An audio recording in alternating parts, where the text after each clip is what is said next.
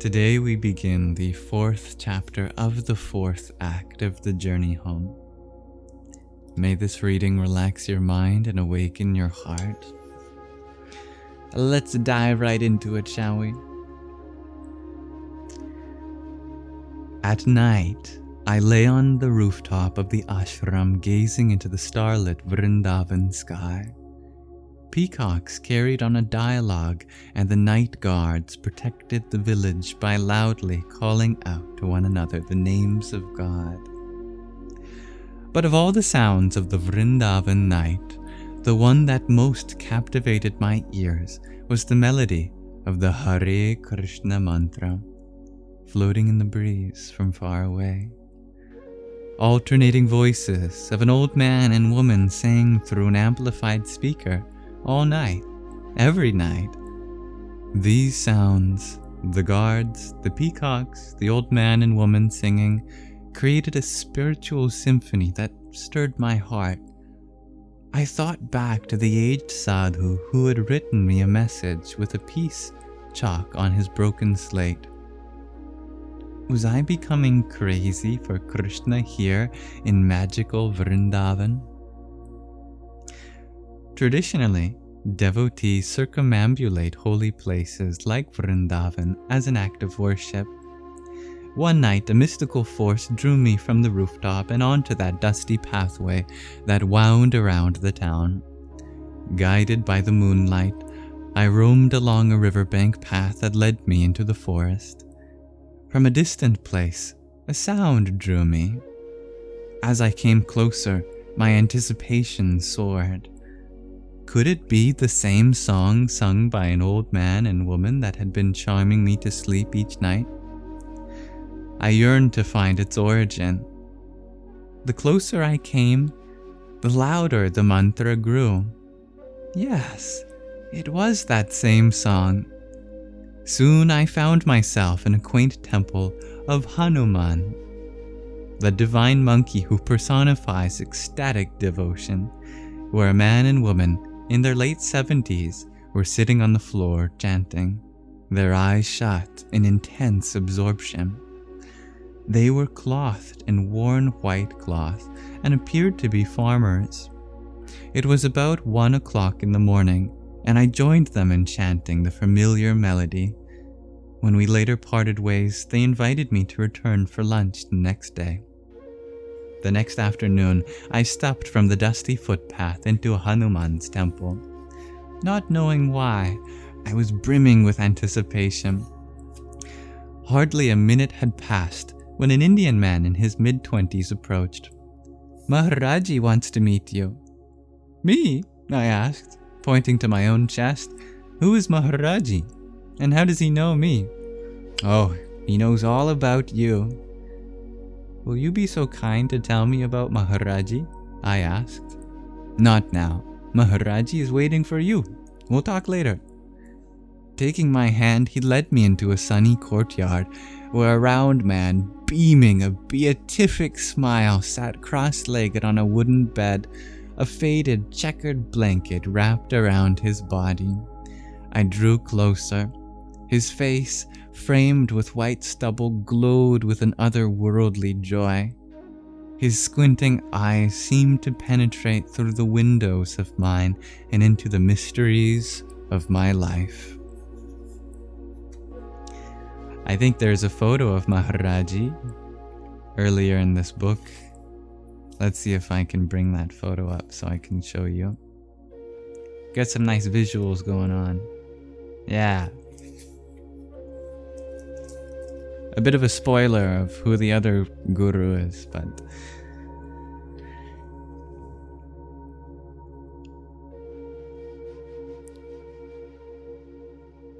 anyone know his name?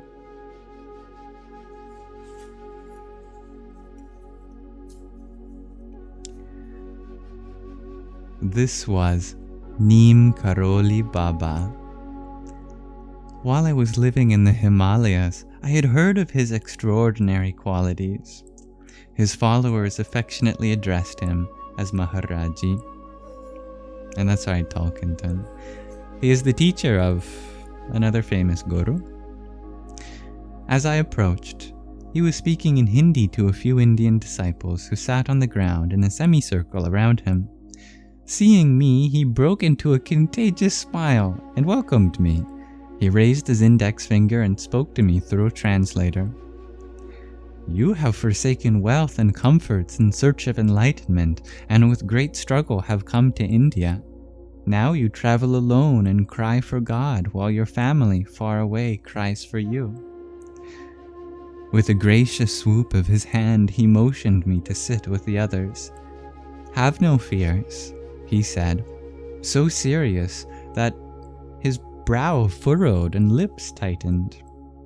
"Rejoice to bear all difficulties. Krishna has heard your prayers and brought you to Vrindavana.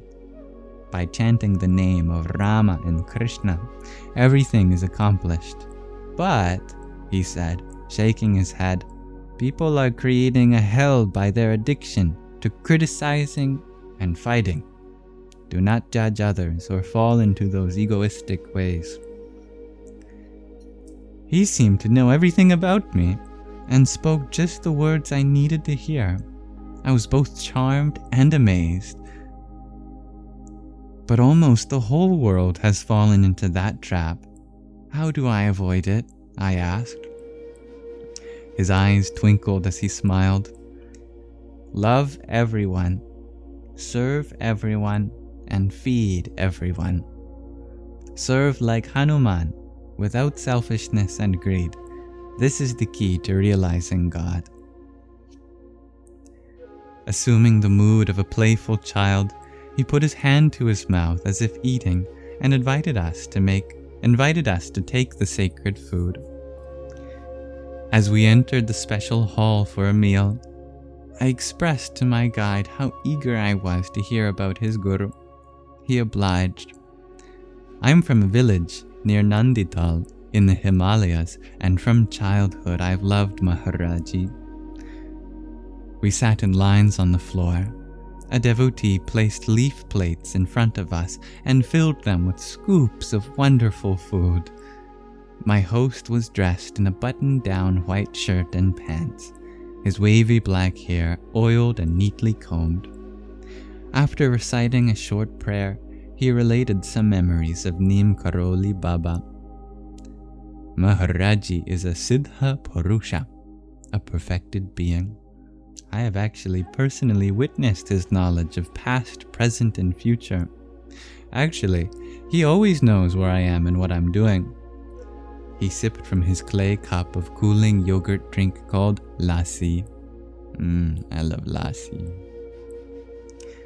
"Let me tell you something else," he added.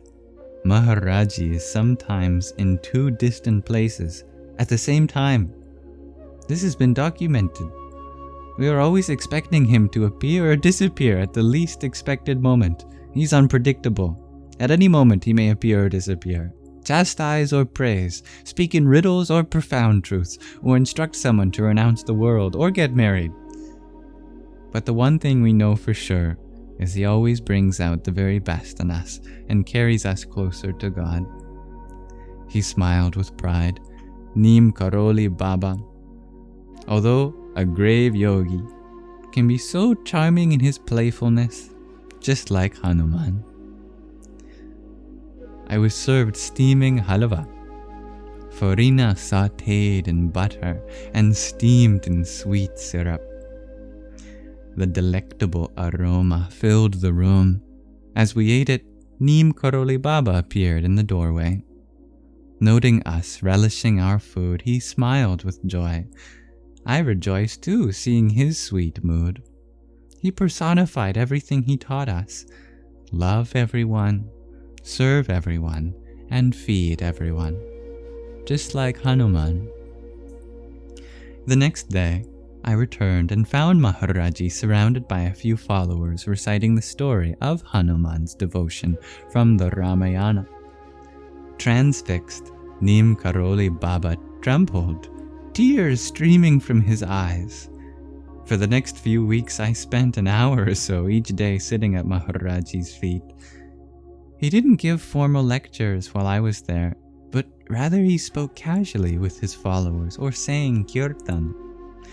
I was fascinated by how he would respond to questions with brief but concise wisdom, such as, just serve every creature in God's creation with humility, respect, and love. Or, just sing the names of Rama and everything else will be attained. One day he turned to me, his eyes seeming to search my soul. Then, shooting up a single finger, he exclaimed, Ek! Ek!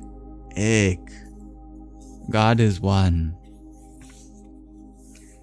At that time, I was not aware that people from the West knew of Neem Karoli Baba until the arrival of a celebrity well known in my generation.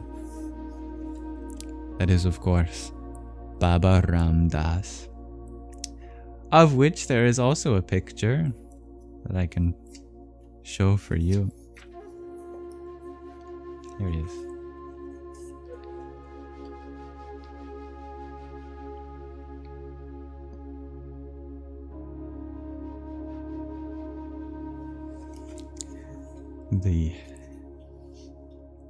I was going to give an introduction, but I think our author is going to. One day, while I sat at the feet of Maharaji, Ram Das and a small entourage of Westerners unexpectedly turned up at the ashram.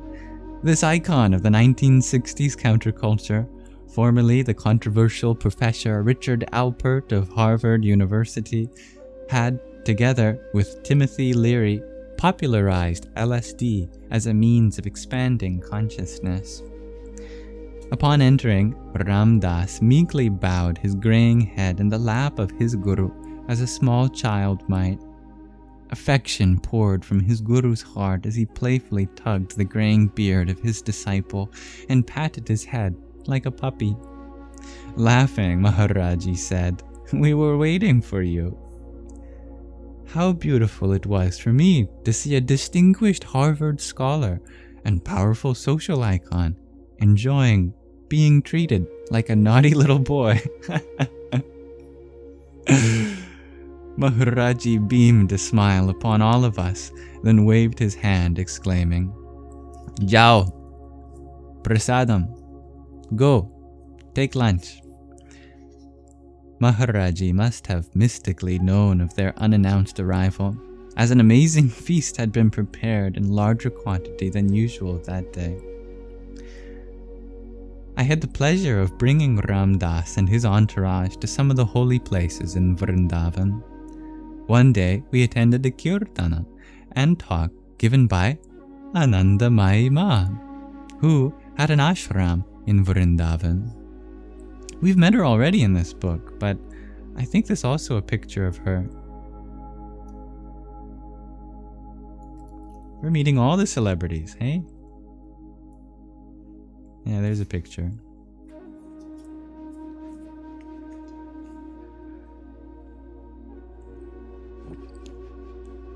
The bliss-filled mother.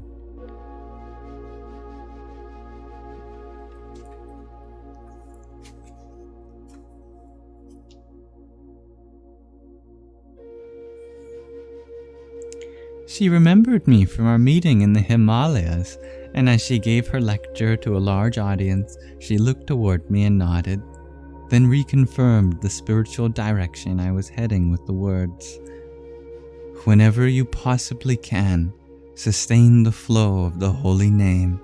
To repeat his name is to be in his presence. If you associate with a supreme friend, he will reveal his true beauty to you." When the program ended, Ram Das and I fell into a soul-searching discussion, but night was falling, so he invited me to continue our talk the next day at his residence.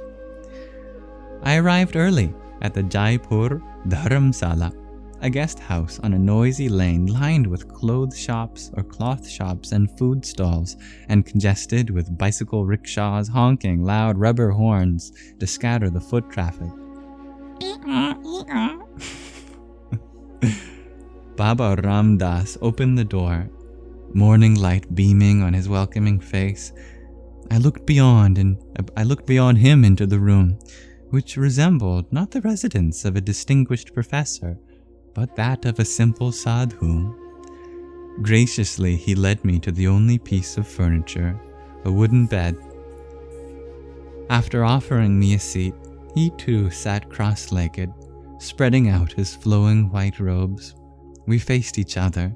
His graying hair streamed from his balding head and draped onto his back and shoulders.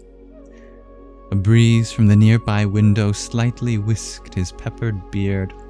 His large blue eyes glowed, and the faint wrinkles in their corners creased deeply as he smiled. Speaking no words, we simply looked into each other's hearts through the channel of the eyes. Those moments seemed timeless. That long gaze we shared affected my vision in such a way that at times he looked like an innocent child and at other times like an ancient, stoic sage. I reflected on a verse from the Bhagavad Gita. As the eternal soul passes in this body from boyhood to youth to old age, the soul similarly passes into another body at death. The self-realized soul is not bewildered by such a change. A sublime peace filled the room. Perhaps half an hour passed in this way before Ram Das took a deep breath, slightly shrugged his shoulders, and broke our silence with the invocation, Om. Could you tell me something about your spiritual journey? I asked him. I was eager to learn how he had come to India and how he had met his guru. Ram Das shifted his weight on the wooden slab of a bed, as if readying himself for the narrative. A few years back, he began, I came to India. I brought with me a supply of LSD, hoping to find someone who might understand more about these substances than we did in the West. In my travels, I met an American sadhu, Bhagwan Das, who guided me to Neem Karoli Baba. That was in 1967. I was grieving the death of my mother. Maharaji saw into my heart and consoled me with unimaginable compassion. Without my ever having said a word about my life, he could read my heart and tell the confidential details of my past. His powers combined with his love, wisdom, and humor transformed my life. I had a similar experience when I first met him, I said. He seemed to know everything about me. Baba Ram Das smiled. One day, Maharaji asked me, Where is the medicine? At first I was confused, but Bhagavan Das suggested he was asking for LSD. Intrigued, I held out 3 pills of pure LSD, and to my astonishment, he swallowed them all. I was prepared to clinically monitor his reactions, but nothing happened. Nothing. His consciousness is beyond LSD. Having myself witnessed the powers of Himalayan yogis, I laughed in wonder. Ram Das sat cross-legged with his back erect. His palms rested upward on his lap. I couldn't separate myself from Maharaji's association, and so I stayed as long as I could. Accepting me as his disciple, he gave me the name Ramadas, which means servant of Lord Rama. Months passed in his extraordinary company. As influential as I was in America, Maharaji forbid me from bringing anyone to him. Ram Das shook his head in disbelief. He had no inclination for anything material, neither money, fame, or followers. I'd never seen anyone like him. Apprehending a new love he felt for his guru, his voice began to tremble. When I sit with Maharaji, I feel I have unconditional love for everyone in the world. In that same year, 1971, Ram Das published his story in the classic Be Here Now. As the day passed, A sense of brotherhood grew between us as we shared the realizations and inspirations we had gained on our spiritual journeys. Before parting, I confided in him a concern that had come to weigh heavily on my mind. Mother India has become my spiritual home. I have so much still to discover, but I fear that my next visa extension will be denied and I'll be forced to leave. Baba Ram Das closed his eyes and submerged into deep thought. Despite the commotion from the busy street outside, the room was serene. I closed my eyes as well and drifted into the tranquility of meditation. 5 minutes passed. When I opened my eyes, I found Ram Das gazing at me with a gentle smile. He said softly, "You may have to leave the geographical boundaries of India. However, you never have to leave Bharat, the spirit of India within."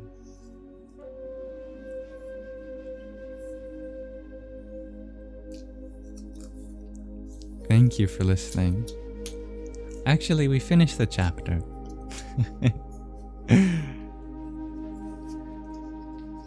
I must have miscounted, as I thought we would only finish just a part of that. But no, I think I lumped in chapter 5 with chapter 4 of the 4th act, which I look forward to starting with you next time. If you have any insights you want to share from that, love for Baba Ram Das or Neem Karoli Baba, I'd love to hear it. Pardon me.